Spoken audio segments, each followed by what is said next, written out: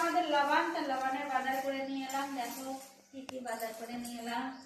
এই দেখো এলো ফল, এই দেখো ঝুড়ির মতো।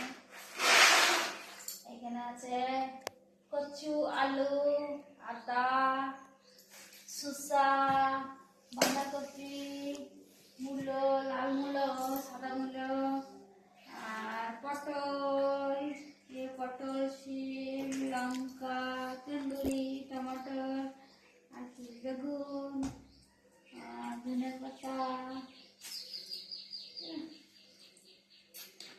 আর মিষ্টি এখন আসেনি, মিষ্টি আসবে। তো কালকে আমাদের লবণ সব কিছু এখানে আছে। এখানে বাজার, ডাল আছে, তেল আছে, পাপড় আছে।